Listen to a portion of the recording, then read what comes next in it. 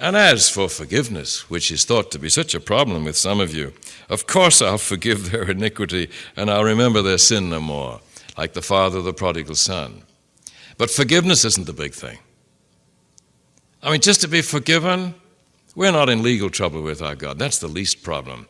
The real trouble is that we don't listen. We wander after other gods and we reap the consequences. If only we'd listen, if we'd come back and get to know him and decide that we like what we see. We really love, trust, and admire God. He can do anything for us and with us. And we say, well, am I also forgiven? Don't worry about that. I'm forgiveness personified. That's the least problem.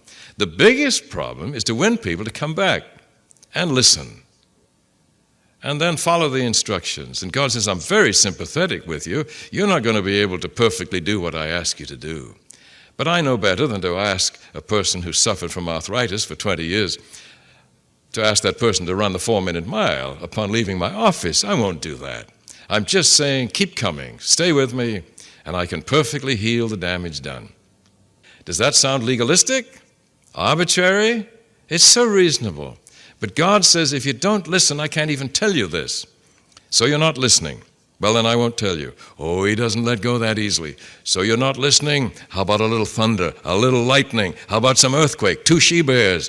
You know, all those things he's tried to get our attention.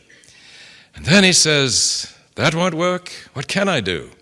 And he comes down in human form, and he goes through all that he did those 3.5 years, treating people incredibly well, treating his worst enemies unbelievably well, and then suffering the way he did, and dying the way he did, and praying for them as he died.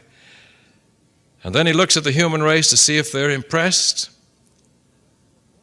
Not even the early Christians were much impressed at first. And God says, what more can I do? You see, if all of that does not move one, what can God do but sadly give us up? And he weeps as we go. Ezekiel says so. Book after book says so. Romans is so clear on that.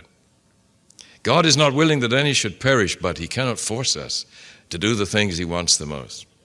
To trust him first, enough to be willing to listen. And then as we listen and we learn more about him, we come to, quotes, know him, to love him, to admire him. Then we were all the more willing to listen. And then it's a law we become like the person we worship and admire.